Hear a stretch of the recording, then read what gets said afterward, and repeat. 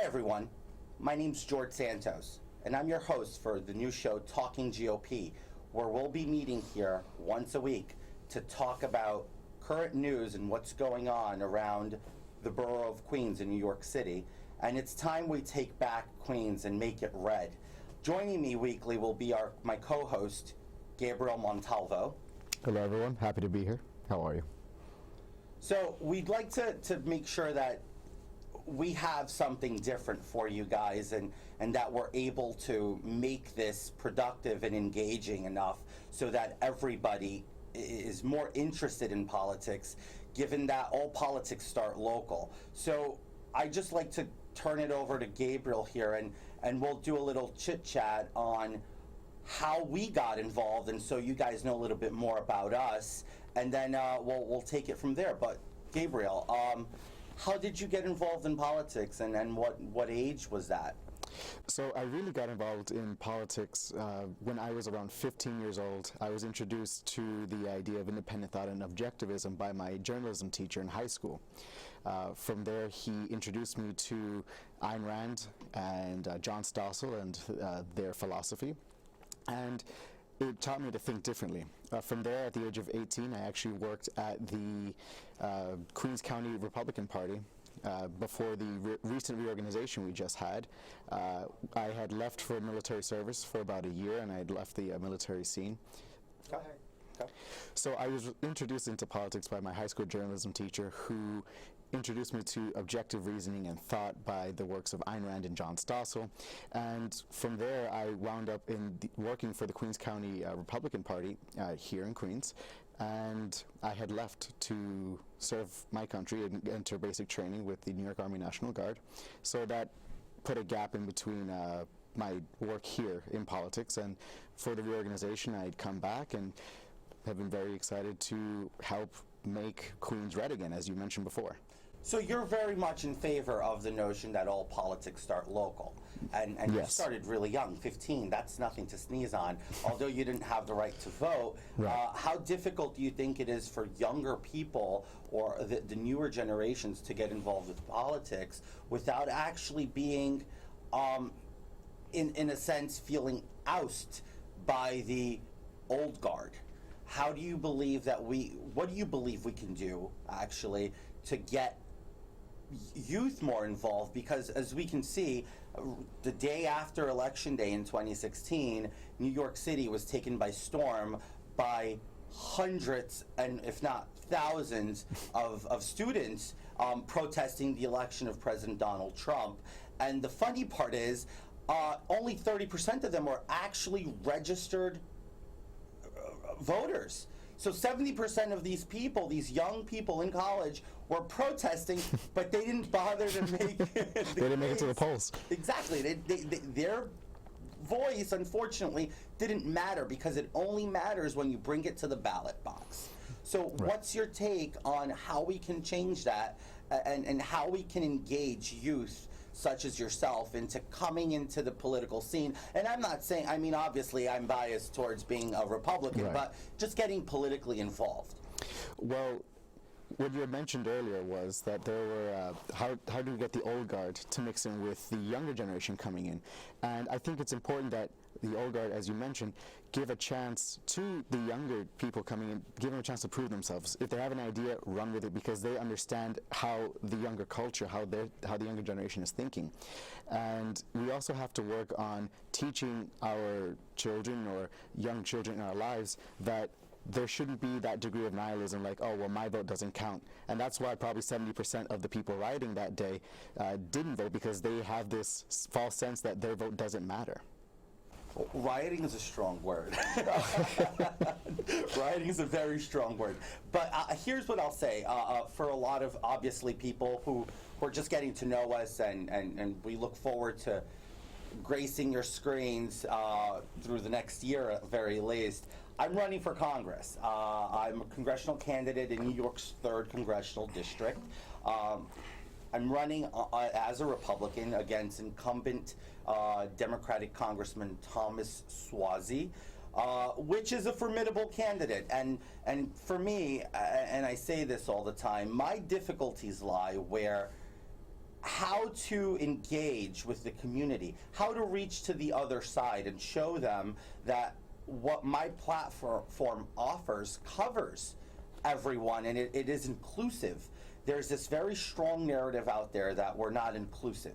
And I think that we need to start breaking the barrier and breaking the ice in order to attract new blood into the party. So as you're much younger than I am, how would you say what would be desirable from a crowd your age in order to engage in a political candidacy such as mine?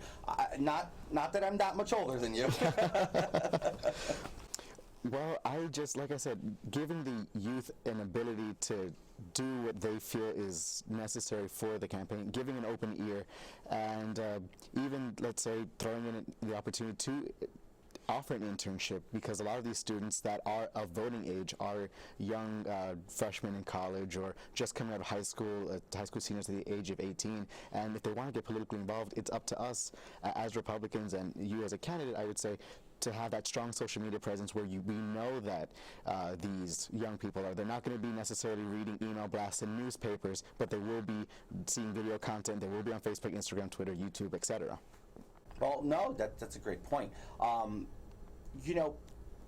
Reaching out isn't really the difficult part.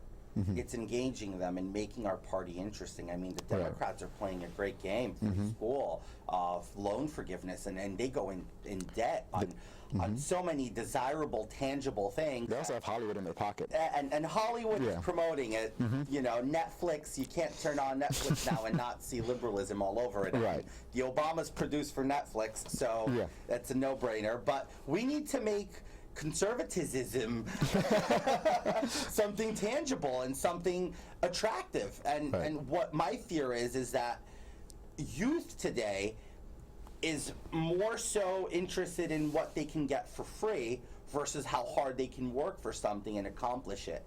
And that's where I sadly feel it's hard to find words, but I feel so much more compelled in telling them it feels so much better when you accomplish everything and you hold on to your values, because one thing's for sure, the Republican Party has stuck to their values since ever. Right. And the Democrats, they pretty much change their values as the times change to make sure they fit the current narrative. So I'm just, putting that out there. But let's make sure we cover something very important. So this year, earlier in the year, I'm getting old. My days and years are mending. They kind of merge. I don't really know what happened last year. It's all a blur. Earlier in the year, we were together at the Lincoln Dinner. Yes. At the Queens Village Republican Club, which happens to be the oldest Republican club in America. Next year, it celebrates its 145th anniversary, which is wow, daunting. That's pretty cool. Republicans were able to keep something that organized for that long. I'm excited, right? So we were both there. It was a great time. I'd say up of 250 great patriots. Yeah, definitely. And we certainly had an amazing time with the speakers, and we had Corey Lewandowski, which we all know is the guy behind the presidency. Trump's victory, right? Trump's victory, and we also had some iconic figures like Brandon Strzok from the Walkaway campaign, a couple of notorious Queens candidates like Vicky Palladino and Dave Bresler, who ran pretty infamous campaigns in the last cycle in 2018 in the midterm. So it was a very eventful evening. And we're looking forward. We're getting geared up. I already started getting the emails to the dinner's coming up. So how can we get the youth we were talking about to attend that dinner? Lower the prices. Well, look, I don't think it's that bad considered, and I say this in a fun, light-hearted way, considered how much a video game costs nowadays. 60, they line out through the door. Point taken. So, I mean, I'm just saying, it's not that bad. Well, what's the tickets like? I have no clue, but, we can definitely say that it's worthwhile. Yes. Worthwhile evening for patriots. Yes, Look, yes, yes. There's food, and when I mean there's food, there's a lot of food. Good food. There's good booze for drinking age, and you get to socialize without it being very boring. So I'm just going to go ahead and pass it on to you guys. I want you guys to take a quick sneak peek at what transpired earlier this year, just so you guys have an idea of what it's like. Take a look at this. Hi, I'm Phil Orenstein, president of the Queens Village Republican Club, America's oldest Republican club, and we're having our gala 144th anniversary Lincoln dinner today. We're celebrating the party of Lincoln. This is a great day to be a Republican in New York. And we're going out, we're going to turn New York red. We're so proud to be celebrating today. Thank you all. We love you. Hi, I'm Brandon Strock, and I started the Walk Away campaign, the campaign encouraging all Americans to take a good hard look at the liberal media, the leftist agenda, and the Democratic Party, and to walk away from all of it. I'm here at the Queens Village Republican Club Lincoln dinner to accept my Patriot of the Year award. It's such an honor to be here. It is such an honor to be accepting this award today from fellow New Yorkers, and I'm just so pleased to be here. My name is Barbara from Harlem. And when I say I'm Barbara from Harlem, I am from Harlem. I love America, and I tell people the color of my blood is red, white, and blue. We have to fight for what's right in America. We cannot let the phony progressives, liberals, secular humanists, communists, Marxists take over our beautiful land of the free. This is Barbara from Harlem. Please join us, the Republican Party, in fighting for what's right for the United States of America, and God bless. Because the mainstream media, and you guys remember this, on election morning, I remember it so vividly. Election morning, I picked up the failing New York Times. And you remember what it said? Donald Trump's chances of winning are 1%. I said, holy shit, there's only 2 of us in the race. We got at least a 2% chance. I said, no, 1%, he has no chance to win. And then, how many people stay up on election night? Exactly right. Florida came in, and then we won North Carolina, and then all of a sudden, for those of you who are here in New York and Manhattan, you felt the island move a little bit. Right? Started to crumble because Crooked H was at the peninsula. Remember that? We won so big we could have lost the state of Florida and still won the election. Think about that. And I remember little Jeff Circuit rolled in and he said, Corey, you must be magnanimous tonight on television. And I said, no fucking way.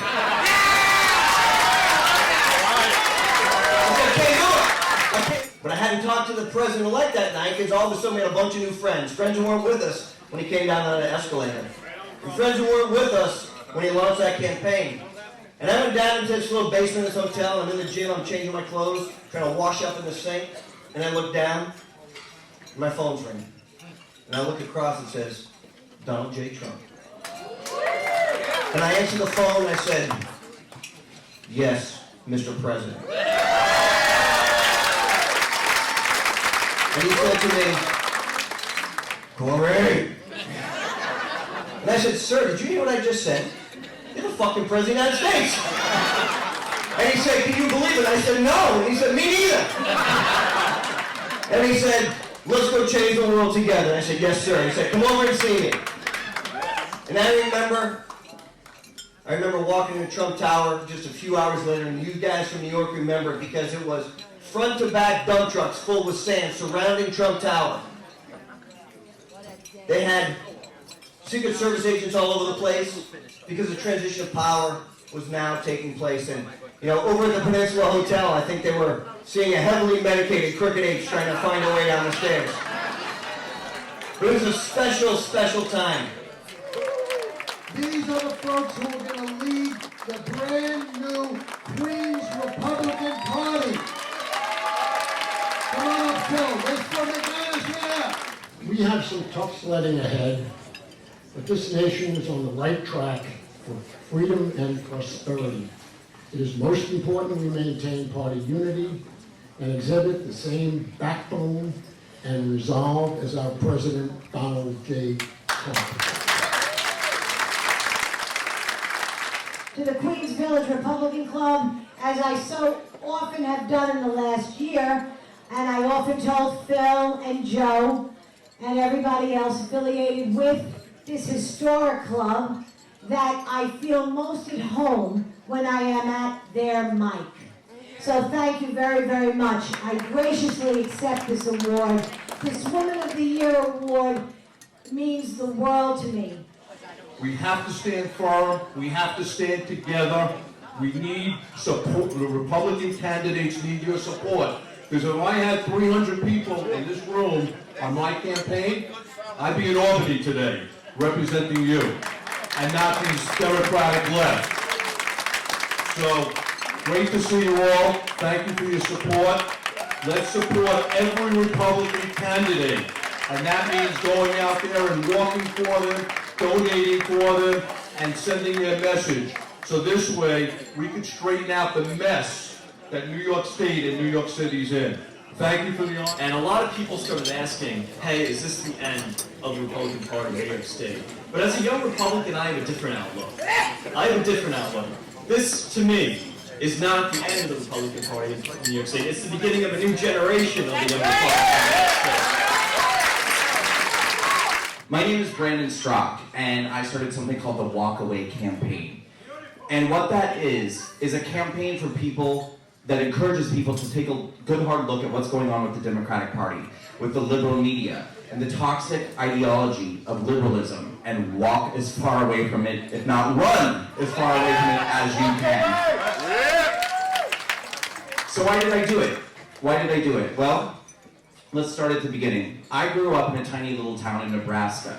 I'm a gay man. And so the messages that I always got growing up were that Republicans hate gay people, that Republicans hate black people, that Republicans hate brown people, that they're racists and bigots and homophobes, what have you.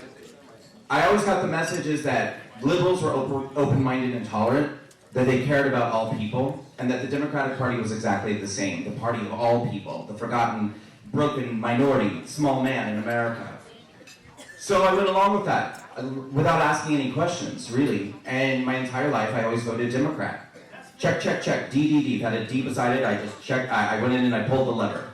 Without question. I would like everybody to just take a moment and raise a glass. Let's just raise a glass for a minute. Please. And I want you to repeat after me. To the end of the collusion delusion. So much more we can do. I believe that we will save this country. I think we have a commander-in-chief that was sent to us by God.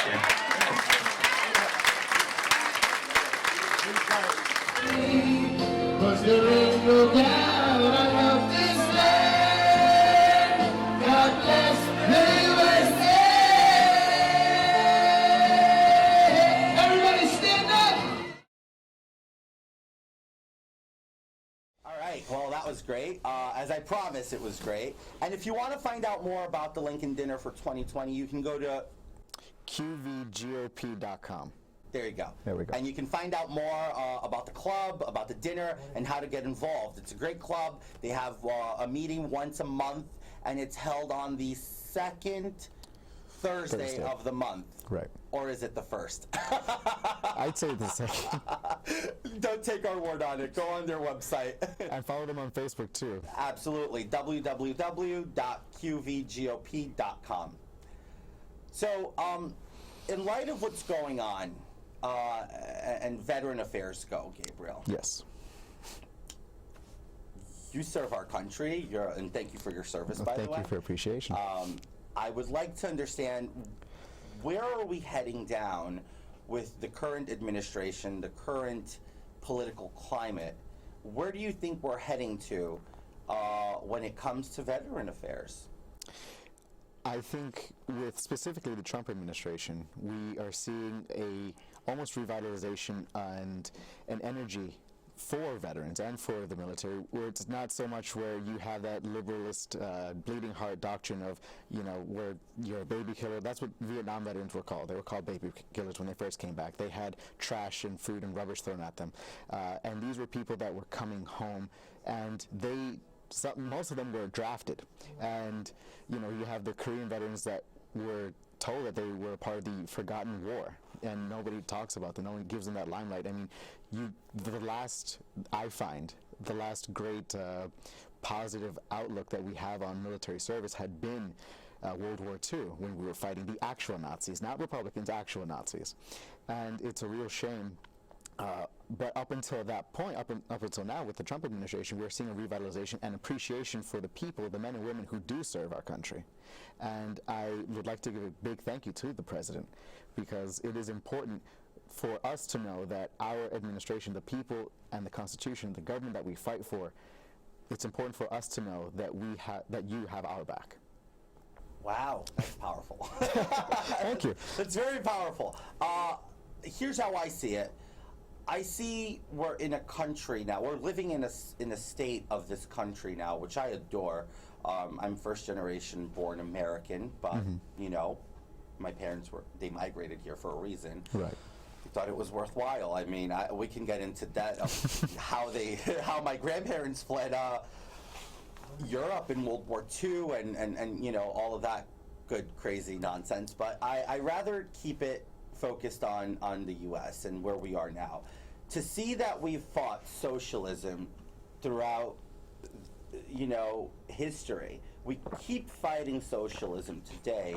To see that we're allowing this kind of narrative in our government, and the sentiment of socialists' ideology is anti-military. They're very anti-military. They use military only to benefit strong-arming them into power and keeping them into power. But they don't treat our military right. And I haven't seen a single piece of legislation pass in the House in this current legislative session, which is absolutely embarrassing. Nothing's happening, and what's happening isn't beneficial. So I've learned from a couple of people, I rather nothing happen than to have a whole bunch of garbage happening. And right now, quite frankly, the Democrats are ruining the country for us in a sense where they're out after Republicans. They're after to demonize our party. And look at us, we're two young guys. I mean, I'm very young. we're full of life energy. We laugh, we have fun, we go out, but the narrative of putting us in a box of we're some boring old white supremacist people with nationalistic views is out there. And that couldn't be further from the truth. I mean, seriously. Why are we focused so much on ignoring our veterans, right, but at the same time demonizing the party that wants to protect our veterans? Right, and it's interesting when you bring up the Democrats, and if you look at the Democratic candidates right now, I believe, and correct me if I'm wrong, it is Elizabeth Warren that said, if I'm elected president, veteran suicide will go down tremendously. Why do we have to wait for you to become president for you to actually do something for the people who fought to defend our freedoms? Why is it that out of all of your time in the Senate that you have not pushed harder for your soldiers, for your troops, because not everyone's a soldier, but we all are service members?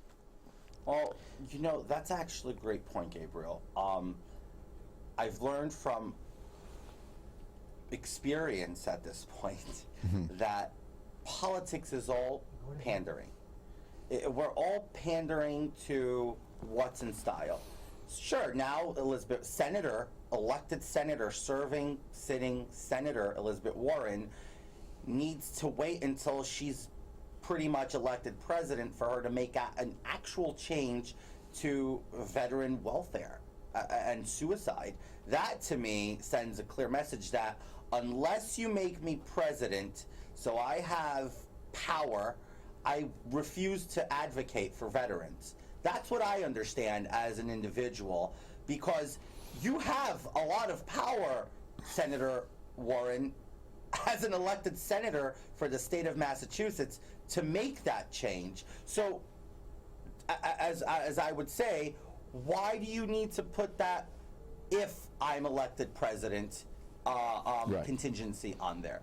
That's what bothers me about the Democrats, and that's why I'm a proud Republican too. Because we don't wait around to get elected into certain positions to go ahead and inflict change, right? And fight for change. I know you were out in the New York Veterans Day Parade. Yeah, I did some field reporting. And how was that? Before we show you a little, we do have something to show, but before we show that, kind of give us a feel of how the feeling was and the vibe was. President Trump was the first president to ever attend first sitting president to attend the event. The parade. Yeah, the parade. So I'm very curious to know, what was the energy like there? I'd say that the energy was certainly great. We had a lot of good patriots out there. Something that I would like to point out, though, the only Democrat, to my knowledge, elected official that was there was de Blasio. He got booed, but where were all of the other presidential candidates? Where were the Democrats here?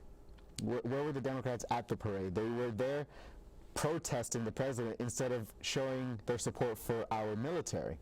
And I had said this, and you'll see this in a later clip, I had said it's a shame that these liberals, these bleeding hearts, took the time away from thanking service members for their time and effort and their sacrifice, and they took it as a time to boycott the president. And if they were really there for their military, for our military, then they would appreciate the fact that a president in his busy schedule has taken the time and showed up for the 100th year celebration that no other president had done, and frankly no other presidential candidate has in this session has done.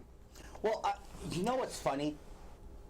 A lot of people said that his appearance to the parade was purely political.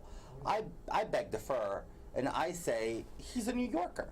It's been a while since we had a New Yorker in the White House, so I thought it would make sense. You know, look, everybody does the unknown soldier in Arlington. Yes, this year the unknown soldier ceremony. Everybody does that ceremony. Every president has done that ceremony, and I think it's pretty, awesome. But why not change a little bit? We have the VP. The VP did that. So send the president to his home state. I have nothing against a president going back to his home state and city to make sure that they, show support. He's a New Yorker. The guy's from Queens. He's from our borough. He should come to our show. Oh, God. That would be great. So, well, if we can get him here, that would be great. But anyway, we'll like you to take a look at what Gabriel was able to cover. So take a look at this quick video, and we'll be right back with you. How's everyone doing today? My name is Gabriel. I'm here with Talking GOP, getting interviews from veterans and supporters of our military here at the 100-year celebration of the Veterans Day Parade. He makes a comedy jump when he plays family. He's the boogie woogie bugle boy of Company B. Da da da da da da da da da da. Shimmy ba ba ba ba ba ba ba ba ba ba. In the comedy jump when he plays family. He's the boogie woogie bugle boy of Company B.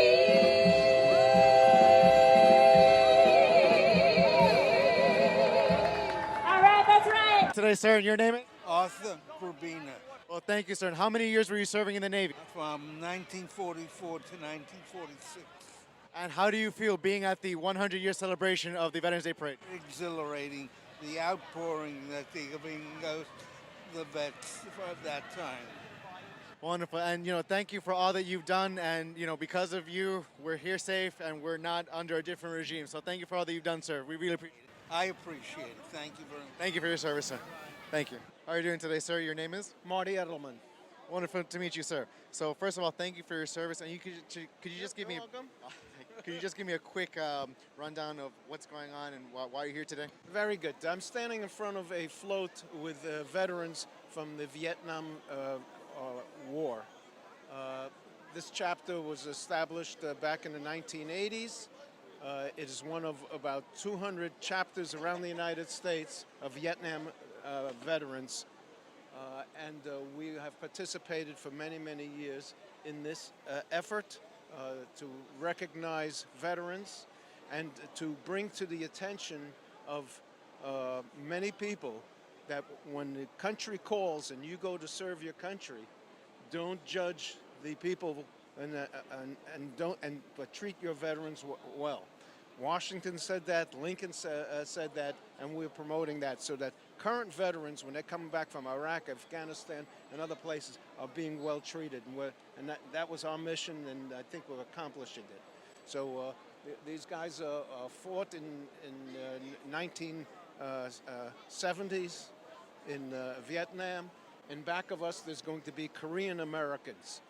These Korean Americans fought for South Korea, right, and met some of our guys in Vietnam. Since that time, they came to America. They've become American citizens. We embrace them, and they embrace us, and they march with us. That's wonderful. And you had mentioned the treatment of soldiers when they came home, how your organization is trying to change that. When the Vietnam veterans first came home from the war, it's documented that they had tomatoes thrown at them. They were treated very poorly.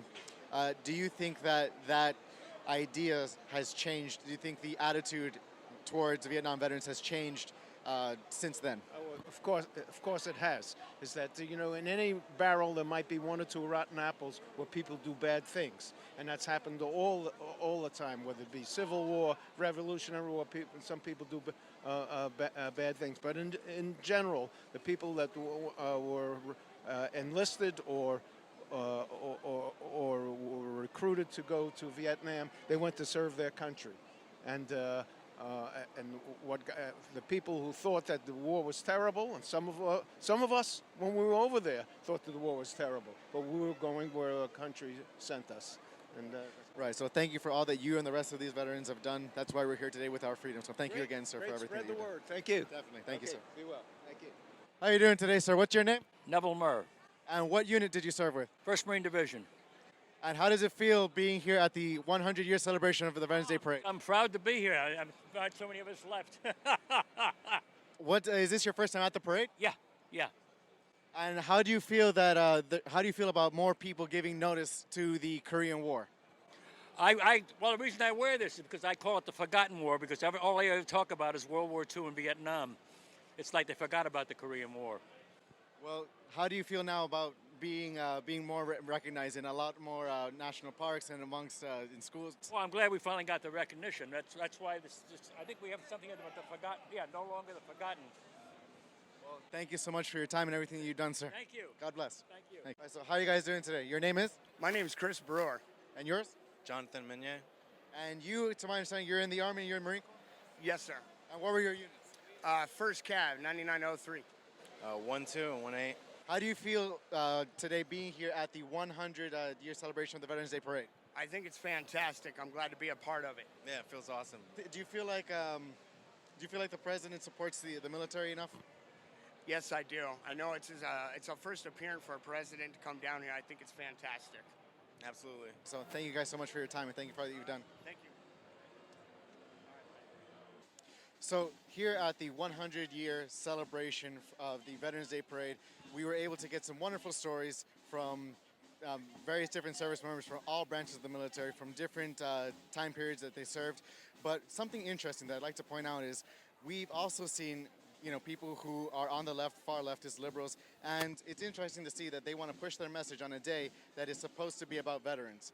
We've seen the Trump baby balloon. We've seen people that are saying impeach Trump. This isn't a day about the president. The president is supporting his military and his veterans. And it's sad that these liberals are here pushing their agenda on a day that is not even about the president. Trump 2020, get used to it. All right, so that was pretty awesome. Thank you so much. Good job. Thank you. Wow. That was a good crowd. Yeah, it was. It was a very sizable crowd, and it was, like I said, it was interesting to see the dynamics of how people view patriotism. Some people view patriotism as a means of protesting the president, while others are actually there to support the people who guarantee freedoms. So it was interesting to get both perspectives. Wow. I'm going to say this.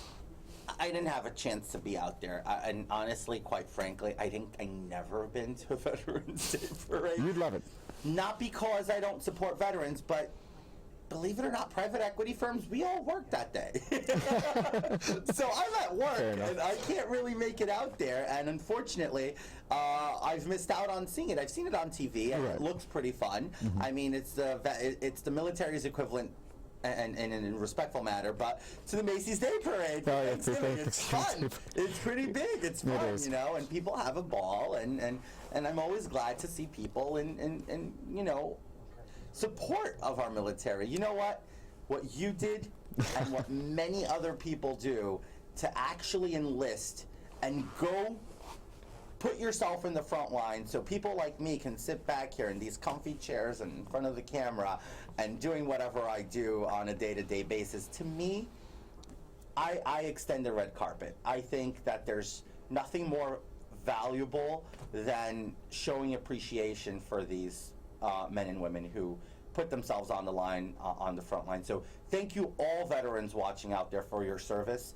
I appreciate and I encourage anyone that still has the bug, enlist, look for your local recruiting station and make sure that you're able to make a difference if that's how you believe you can. For all of you that are still serving, either active duty or in the National Guard component like myself or reserve, keep going strong. Some of you won't be home for the holidays, so we here at Talking GOP extend a very happy holiday season to you, and know that there are people back here at the home front that are waiting for you for your safe return, and we look forward to it. God bless. Oh yeah, amen to that. So let's get moving and let's talk a little bit local now. So we have, just as you said earlier, for those of you who don't understand local politics, every 2 years, the Republican Party on the odd year does their reorganization, meaning they elect their local non-elected officials, meaning non-politicians, but just party elections. So they elect their committee from the level of county, state, and chairs. So the Republican chair.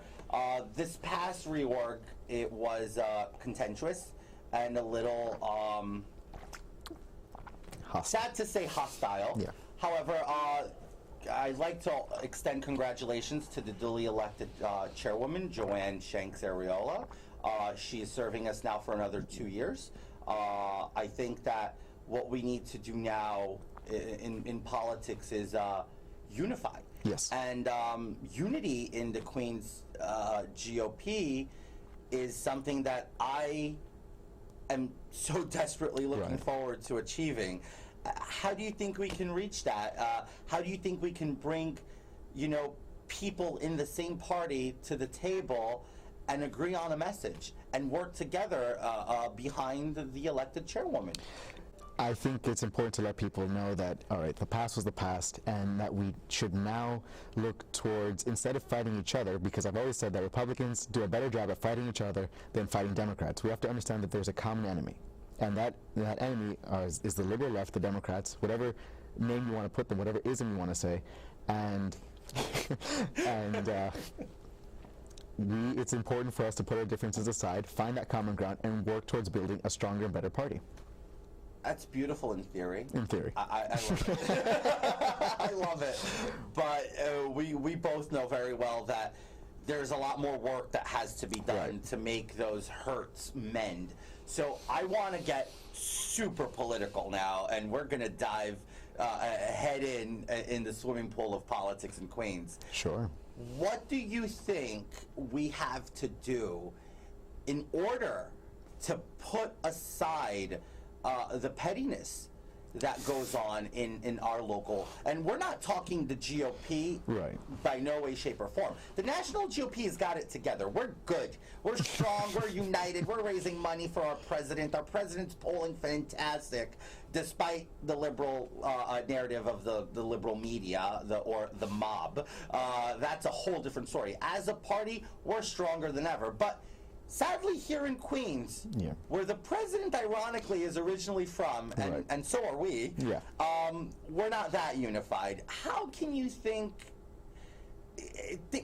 give me something of substance to bring to the table and get two sides of the same party who have pretty much 80% of the same ideology, Right. but have 20%, disparaging ideas that they just really can't meet eye to eye on? How can we fix it? Well, I mean, my whole thing is, listen, put your differences aside. Sit at that table. Instead of just throwing stones at each other from a mile away, actually meet up, sit down, say, listen, we both have our factions, we both have our sides, but at the end of the day, we are Republicans, and if we want to see Queens prosper, and we already see that New York City is going to shambles, I believe that it is necessary that we just have that sit-down conversation.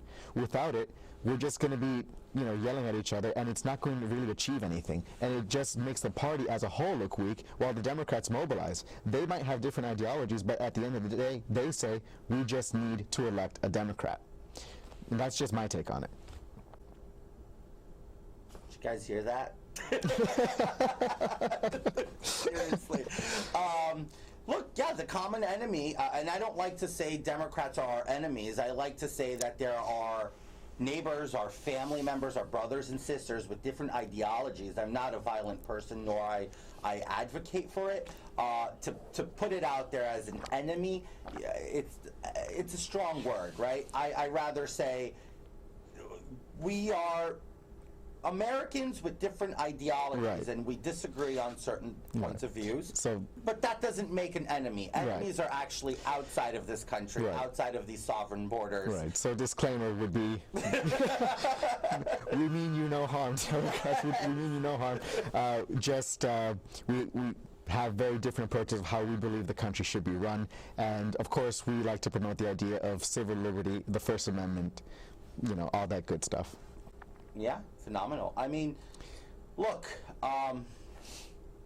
obviously the hurt in the Queen's Party, the Queen's GOP, has been going on for years. And it's not going to be newcomers like myself and Gabriel that are going to change it from night to day, but we can certainly start a campaign for promoting unity, because the moment we unite, we start winning back seats from the Assembly, City Council, and State Senate level, all the way up to my congressional seat, which is what I'm looking to do.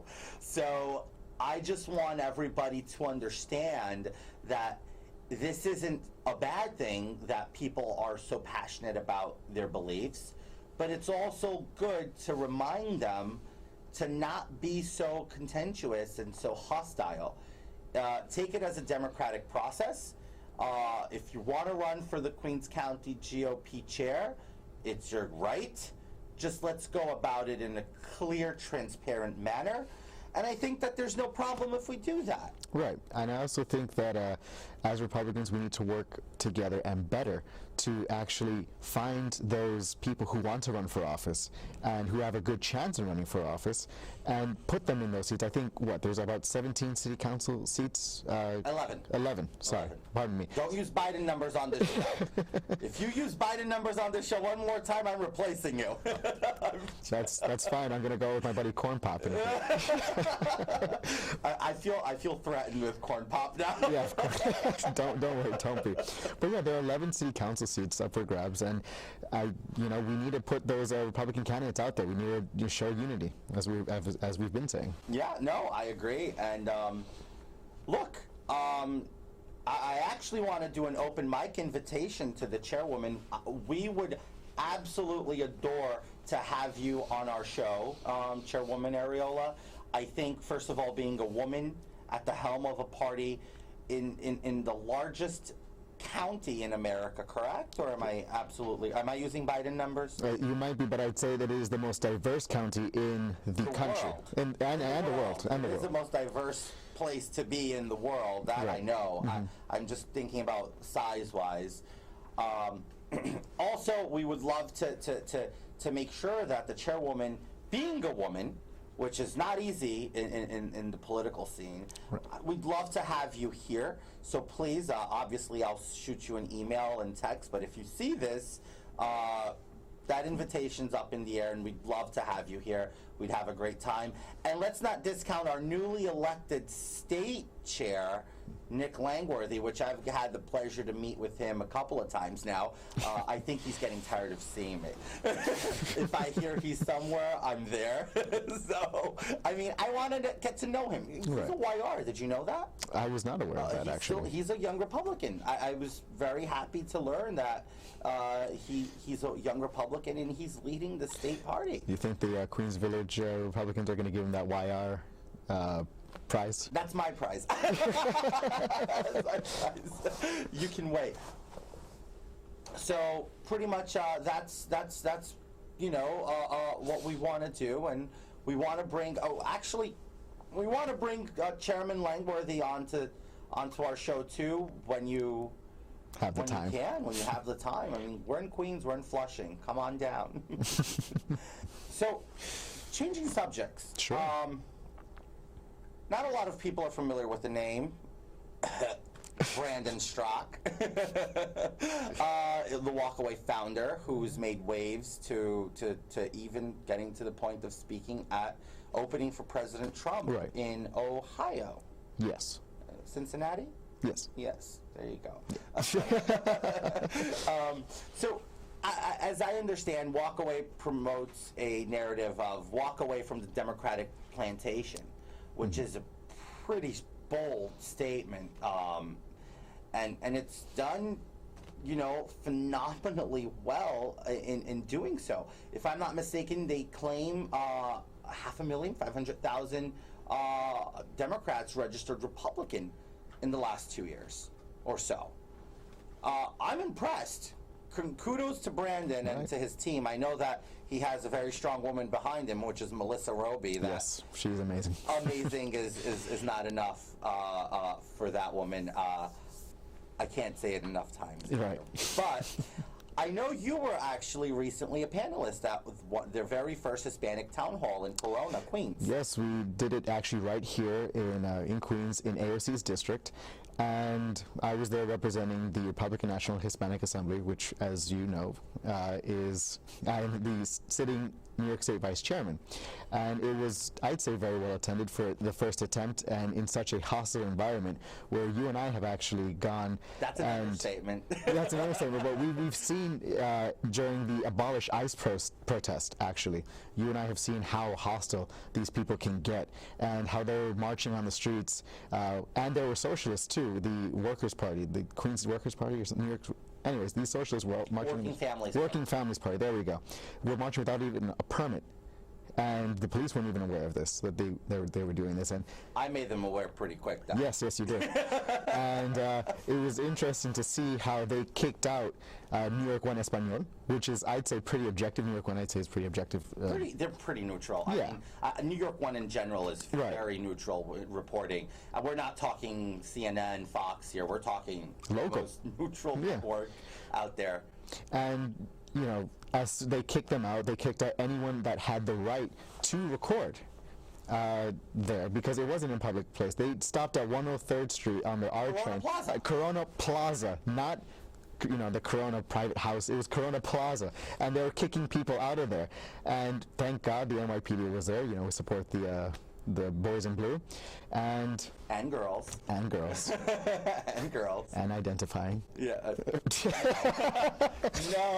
No. One thing you need to learn: 2 genders. But Facebook and school tells me that there's more than 50. I don't care. 2 genders. And don't get into that identifying crap here, okay? Yeah, but we saw that not only were they kicking them out, but they were trying to ruin the interviews. I believe we ran into that guy Barely Informed with Alad. Oh yeah, he's a very eccentric reporter on YouTube. They tried to ruin the interviews that they were conducting there. You know, our interviews particularly, we were outnumbered. We were a group of 7 to 300 at best. So yeah, there was definitely, and there was a second separate march coming to join them. Yeah, after that, it was crazy. That was very hostile. And, yes. Corona is an interesting environment. It used to be, for those of you who've been in Queens long enough, a very Italian neighborhood. I mean, our producer, Michael, is from Corona. Don Miguel. Corona. Don Miguel. Don Miguel. And he's very, very Italian. And it's interesting that it's changed so much. But then again, change is good. Yes. When it's for the better.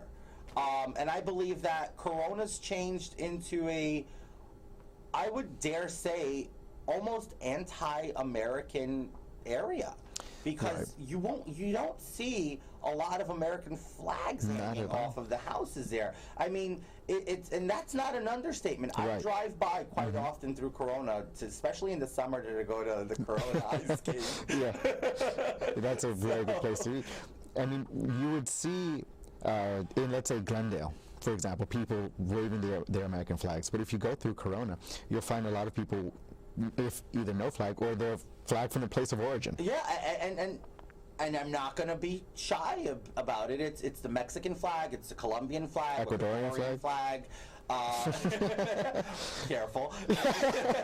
It's all these other South American flags or Central American flags. Not that it's a problem to be proud of where you're from. We're a land and nation of immigrants. This is the melting pot. It's the Big Apple, right? So there's nothing wrong with that, but there's no Americanism in Corona.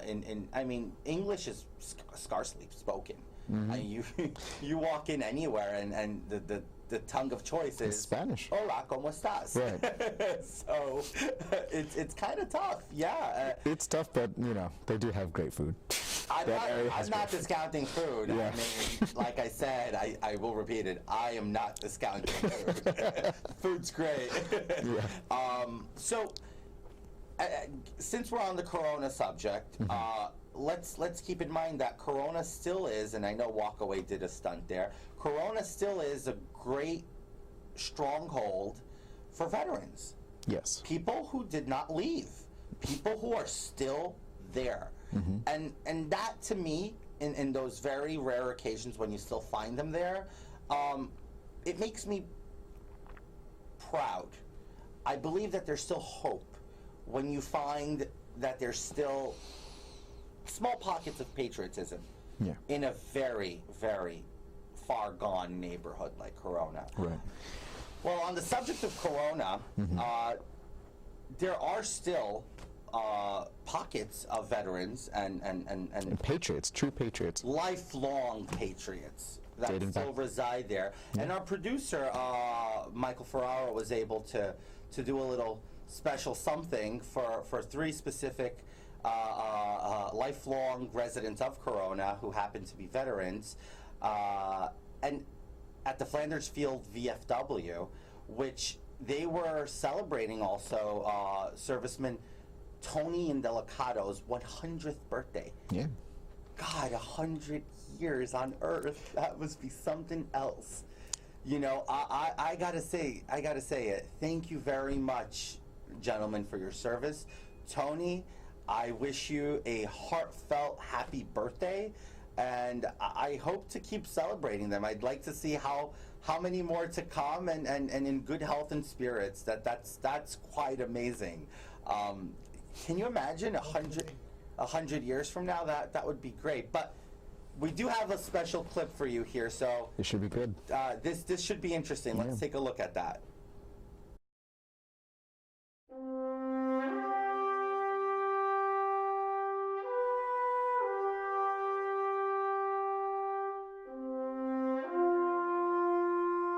Good afternoon, everybody. My name is Mike LaCory. I'm a local resident here of 87 years. George Ruffalo, I'm 92.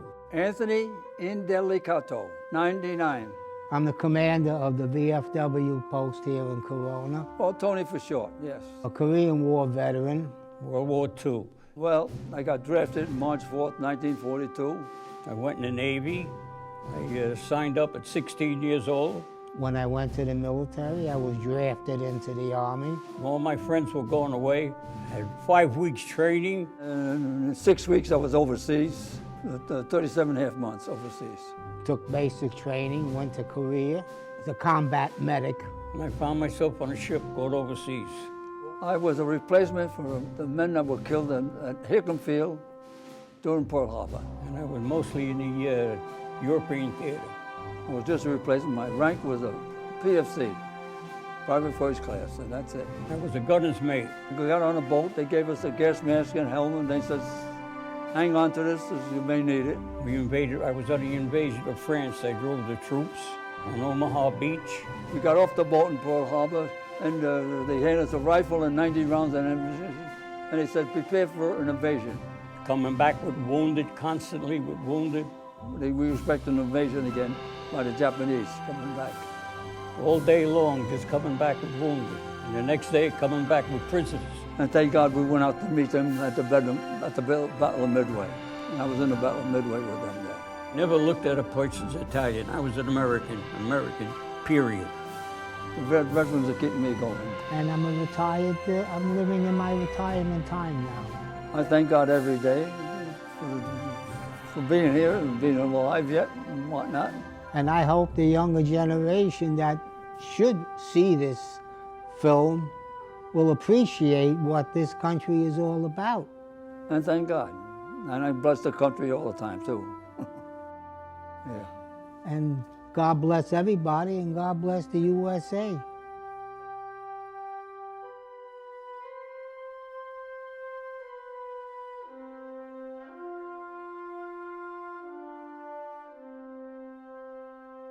And that's it. So that was a truly wonderful video. Thank you again for doing this, Michael, and also a very happy birthday. That being said, I hope that we can give more attention to the VFWs and not only American Legions who do need support. But that being said, thank you very much for taking time to watch our show. My name is Gabriel Montalvo, and I'm here with... I'm George Santos. It was a pleasure hosting you guys today in our launch with the Talking GOP. We look forward to hosting and gracing your screens weekly throughout this entire year. And please stay tuned, as we're going to be bringing some pretty interesting guests. Gabriel and I will be tackling New York's finest and most interesting personalities, from politicians and outspoken patriots and warriors, boots on the ground. Stay tuned. Until next time, thank you. Thank you.